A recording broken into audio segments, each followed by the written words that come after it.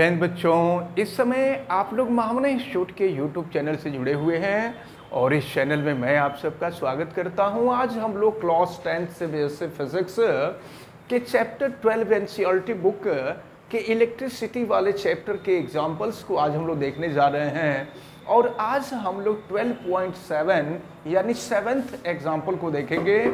आप सभी लोग बुक खोलें और एग्जाम्पल को ध्यानपूर्वक समझें। बोर्ड के एग्जाम में आपसे एग्जाम्पल भी पूछे जाते हैं, इसलिए इसको भी अच्छी तरह से आप तैयार करें। चलिए देखें, एन इलेक्ट्रिक लैंप, ये जो आप देख रहे हैं इलेक्ट्रिक लैंप, इसको हम बल्ब भी कहते हैं इलेक्ट्रिक लैंप को। An electric lamp whose resistance is 20 ओम।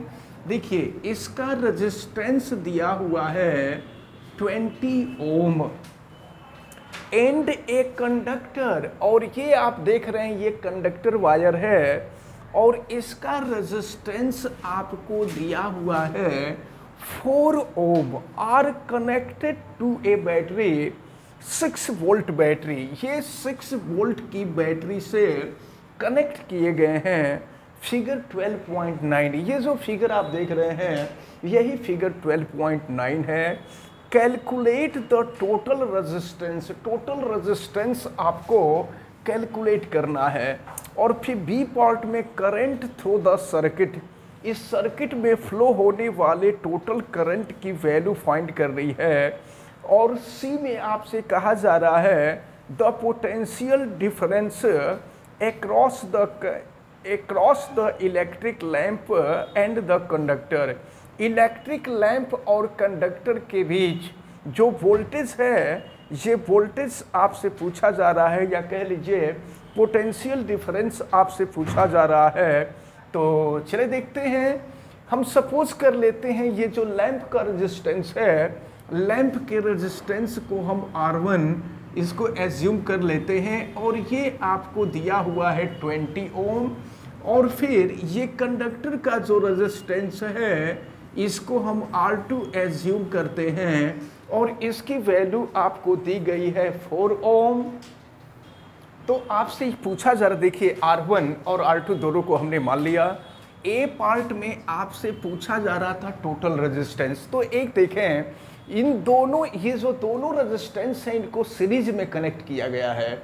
और जब सीरीज में कनेक्ट किया गया होता है तो फार्मूला आपको मालूम है, total resistance R is equal to R1 plus R2। तो R is equal to R1 की वैल्यू 20 और R2 की वैल्यू 4, यानी टोटल जो रेजिस्टेंस होगा वो 24 ओम होगा। तो ये फर्स्ट पार्ट जो है, फर्स्ट पार्ट का सोल्यूशन निकल गया। अब इसके बाद सेकेंड पार्ट बी में देख रहे हैं आपसे क्या पूछा जा रहा है, the current through the circuit. इस सर्किट में टोटल फ्लो होने वाली जो करंट है वो आपसे पूछा जा रहा है। आपको मालूम है I इज इक्वल टू होता है V by R by Ohm's law.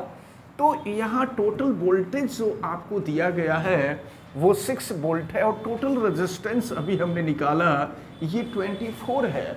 तो अब अगर इससे कैंसिल कर देंगे तो ये 4 हो जाएगा 1/4 और 1 को 4 से डिवाइड कर देंगे तो ये हो जाएगा 0.25 एम्पियर। तो ये जो सर्किट है, इस सर्किट में टोटल फ्लो होने वाला जो करंट होगा वो करंट हो जाएगा, ये हो जाएगा 0.25 एम्पियर का। अब इसका सी पार्ट देखें। सी पार्ट में आपसे ये कहा जा रहा है the potential difference across the electric lamp. ये जो इलेक्ट्रिक लैंप है इसका पोटेंशियल डिफरेंस और ये कंडक्टर है इसका पोटेंशियल डिफरेंस। तो हम लैंप के पोटेंशियल डिफरेंस को V1 एज्यूम कर लेते हैं और कंडक्टर के पोटेंशियल डिफरेंस को हम V2 एज्यूम कर लेते हैं। और आपको मालूम है V is equal to I into R होता है। तो जब हम V1 की वैल्यू निकालेंगे तो ये I इंटू R1 हो जाएगा। आपको बताया गया था कि जब रेजिस्टेंस को सीरीज में कनेक्ट किया गया होता है तो उसमें जो करंट फ्लो होती है, चाहे जितने भी रेजिस्टेंस हों, सब में फ्लो होने वाली करंट सेम होती है। तो अब इसलिए I की वैल्यू ये 0.25 और R की जो वैल्यू है तो यहाँ R1 हो जाएगा, R1 की वैल्यू है 20।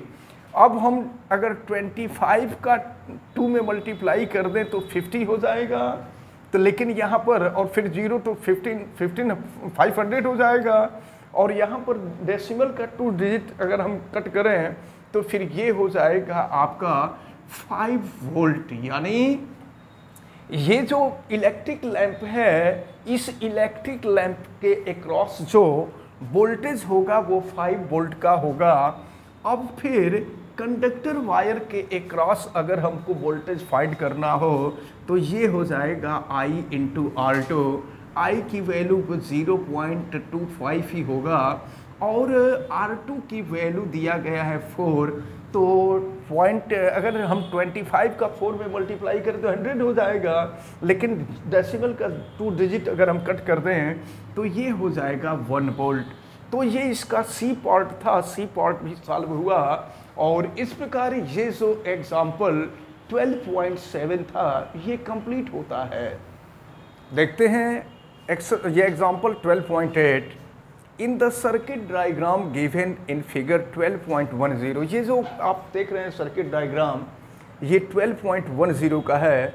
Suppose the resistors R1, R2, R3, ये R1 है, ये R2 है, ये R3 है, इन सब की वैल्यू आपको दिया हुआ है 5 ओम, 10 ओम, 30 ओम। ये 5 ओम का है, ये 10 ओम का है और ये 30 ओम का रेजिस्टेंस है। अब देखिए क्या, which have been connected with the battery of 12 volt. 12 volt की बैटरी से ये वोल्टेज दिया हुआ है, 12 वोल्ट की बैटरी से कनेक्टेड है। Calculate the current through each resistor. Each resistor में फ्लो होने वाले करंट के बारे में आपसे पूछा जा रहा है कि करंट क्या होगी। एक चीज़ हम देखें, सबसे पहले हम लोग ये देखें कि देखिए ये करंट आई जब यहाँ पहुँचेगी तो ये 3 पार्ट में डिवाइड हो जाएगी। हम एज्यूम कर लेते हैं कि इधर फ्लो होने वाली करंट I1, यानी R1 में फ्लो होने वाली करंट I1 है और R2 में फ्लो होने वाली करंट I2 और R3 में फ्लो होने वाली जो करंट है वो I3 है। तो अब देखिए I1, I2, I3 की वैल्यू आपसे पूछी जा रही है। एक चीज़ हम आपको पहले भी बता दें या पहले बता चुके हैं कि जब रेजिस्टेंस को अगर पैरेलल कनेक्ट किया गया होता है तो प्रत्येक रेजिस्टेंस पर का वोल्टेज उतना ही होता है जितना कि बैटरी का वोल्टेज होता है। यानी सब पे सबका पोटेंशियल डिफरेंस जो होता है वो वोल्टेज बैटरी के वोल्टेज के इक्वल होता है। तो by Ohm's law I is equal to V by R, तो अगर हम यहाँ से I1 की वैल्यू निकालेंगे तो ये हो जाएगा V बाई R1, और देखिए V की वैल्यू आपको दी गई है 12 और R1 की वैल्यू है 5। अब हम 12 को 5 से डिवाइड कर दें तो फिर देखिए ये वैल्यू आ जाएगी आपकी 2.4 एम्पियर, ये हो जाएगा I1। अब अगर हम I2 की वैल्यू फाइंड करें तो ये V अपॉन R2 हो जाएगा। V की वैल्यू 12 है और यहाँ R2 की वैल्यू 10 है, तो अब 10 से इसको डिवाइड कर देंगे तो ये 1.2 एम्पियर हो जाएगा, ये 1.2 एम्पियर।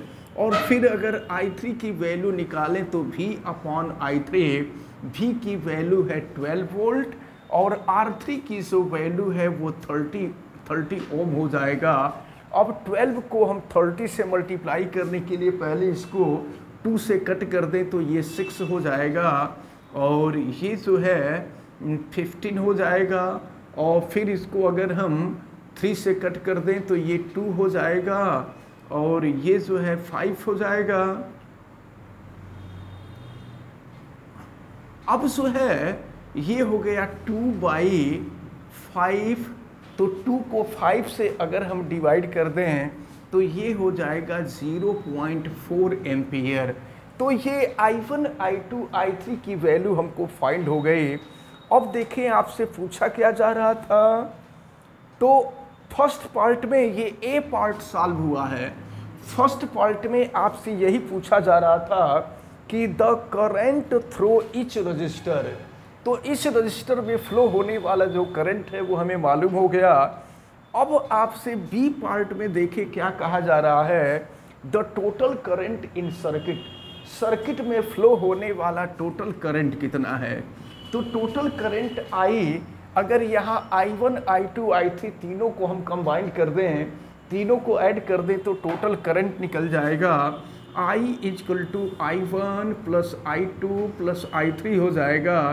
तो देखें I1 2.4, I2 1.2 और I3 0.4। अब आप इसको ऐड कर देंगे तो 1.2 ऐड कर दीजिए, तो 1.2 और 0.4 को ऐड करेंगे तो 1.6 हो जाएगा, और फिर 2.4 में 1.6 को ऐड कर देंगे तो ये हो जाएगा 4 एम्पियर। टोटल फ्लो होने वाली जो करंट होगी वो 4 एम्पियर की होगी। और फिर इसका सी पार्ट देखें, सी पार्ट में पूछा गया है टोटल सर्किट रेजिस्टेंस। तो एक चीज़ देखें, ये जो रेजिस्टेंस है ये रेजिस्टेंस पैरेलल कनेक्ट किए गए हैं। तो जब पैरेलल कनेक्ट किया जाता है तो इसके सम के लिए फार्मूला होता है 1/R equal to 1/R1 plus 1/R2 plus 1/R3। हम यहाँ सॉल्व कर देते हैं, ये 1/5, ये 1/10 प्लस 1/30 है। फिर यहाँ से 1/R इक्वल टू सॉल्व कर देंगे तो एलसीएम ले लेते हैं 5, 10 और 30 का। तो ये 30 हो जाएगा, 5 से डिवाइड करेंगे 6 हो जाएगा, 10 से डिवाइड करेंगे 3 होगा और 30 से डिवाइड करेंगे तो 1 होगा। तो फिर ये हो जाएगा आपका 10/30 और फिर 0 से 0 कैंसिल हो जाएगा 1/3, यानी 1/R इक्वल टू 1/3। फिर क्रॉस मल्टीप्लिकेशन कर देंगे तो R इक्वल टू हो जाएगा 3 ओम। तो आपसे टोटल रेजिस्टेंस पूछा जा रहा था, टोटल रेजिस्टेंस यानी ये एग्जाम्पल 12.8 के जो तीनों पार्ट थे ये तीनों पार्ट सॉल्व होते हैं। तो ये जो दोनों एग्जाम्पल हैं, हमें उम्मीद है कि ये दोनों एग्जाम्पल आपको बहुत अच्छी तरह से समझ में आए होंगे। आप वीडियो को लाइक ज़रूर कीजिएगा, और अगर आप चैनल पे नए हैं तो चैनल को सब्सक्राइब भी कीजिए। चैनल सब्सक्राइब करने के लिए यूट्यूब पर महामना इंस्टीट्यूट को सर्च कीजिए और रेड कलर के सब्सक्राइब वाले बटन को क्लिक कर दीजिए, चैनल सब्सक्राइब हो जाएगा।